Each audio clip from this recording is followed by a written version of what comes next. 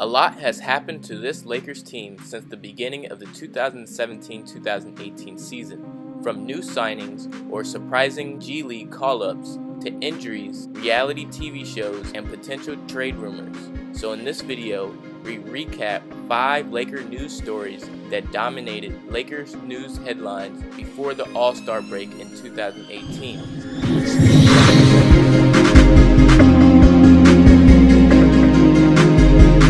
During the preseason, one of the last signings the Lakers did before the season began was assigning the veteran big man Andrew Bogut. Bogut became a security blanket for the Lakers when Brook Lopez suffered an injury during the preseason. Bogut would play 24 games with 5 starts, averaging 1 point and 3 rebounds on 68% shooting from the field, before he would get released by mid-season.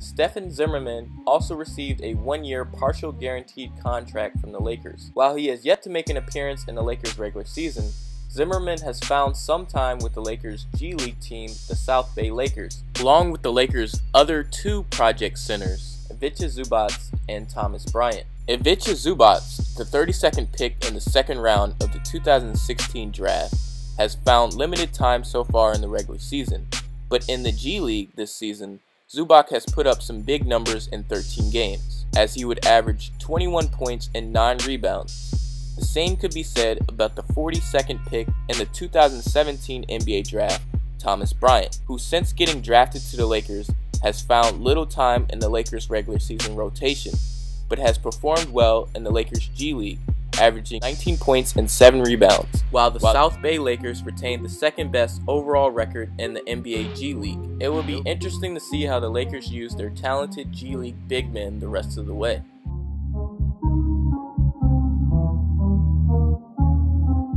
One of the main reasons the Lakers kept a lot of their young G League talent around is in case of injuries, which happens to almost every team in the NBA. Since the beginning of the season, the Lakers have had various team injuries that has changed the lineups of many games so far this season. Mentioned earlier, the Bogut signing was an insurance policy for recently acquired center Brook Lopez, who suffered a minor back spasm in practice before the preseason. Lopez also missed 3 weeks during the season, starting December 19th with a sprained ankle, for which Bogut started in his place for a couple games. Larry Nance Jr. would have a hot start at the beginning of the season in a starting role, but would suffer a fractured hand on November 2nd, missing 11 games. Since then has adjusted to more of a bench role. Brandon Ingram has been relatively healthy since being held out since Summer League, missing only 4 games with an ankle injury and a left quad injury. The most concerning player injury concern is point guard Lonzo Ball, who suffered injuries in Summer League, skipped out on the preseason, but was available for the first game of the season, but since then has suffered a multitude of injuries, from ankle sprains to shoulder pains to most recently MCL soreness, which has held Lonzo out since the beginning of 2018. Fans are hopeful we get Lonzo back as soon as possible, but a serious increase in conditioning will be needed for him this offseason.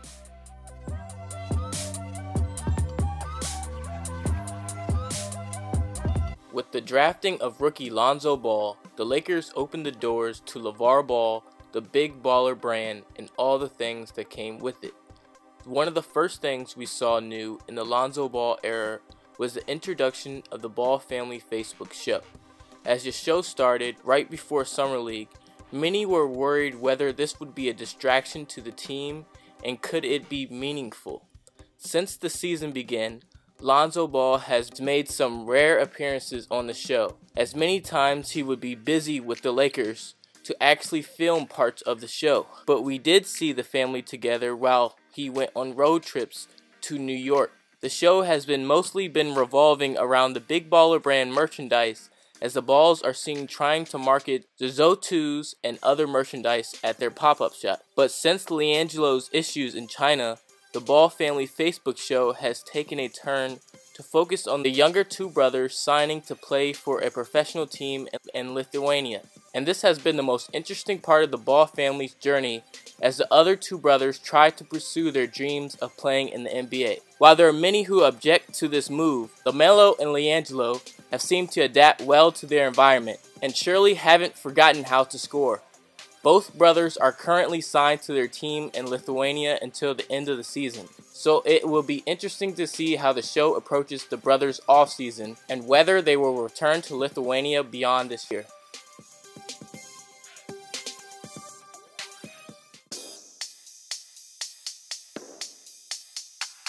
This is not a small story. I've told you before, when it comes to the media, there are people I trust and there are people I don't trust.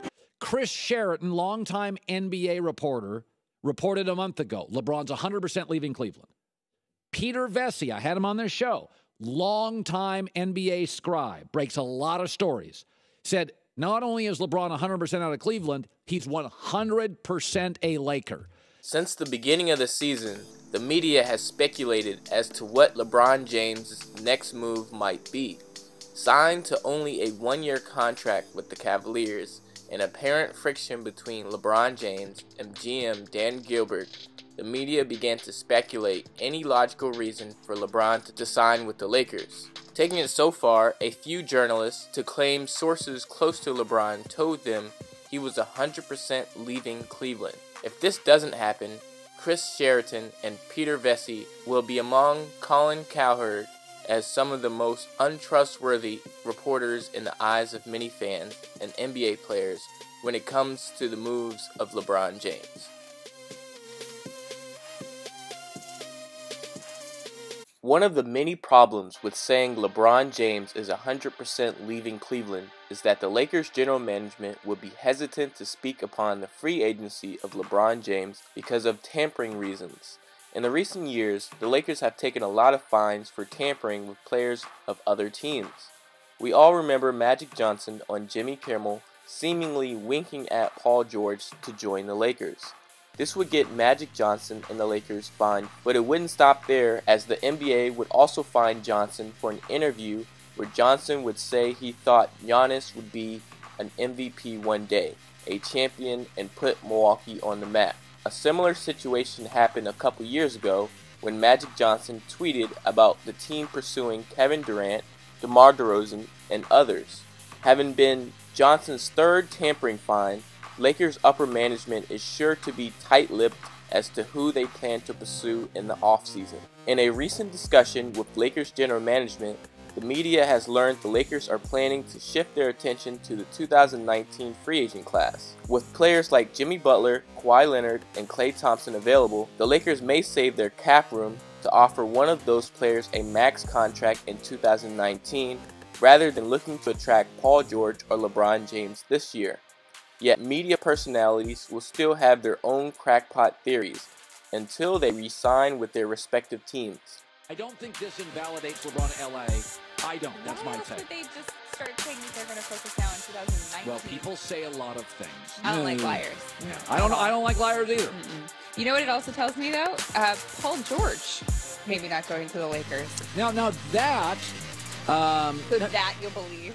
Another rumor that floated around all year in the recent trade deadline is the idea that the Lakers were looking to move guard Jordan Clarkson or Julius Randle during this offseason for cap space. At 12 p.m. on the trade deadline day, the Lakers would find a deal for Clarkson to the Cavaliers with an addition to Larry Nance Jr.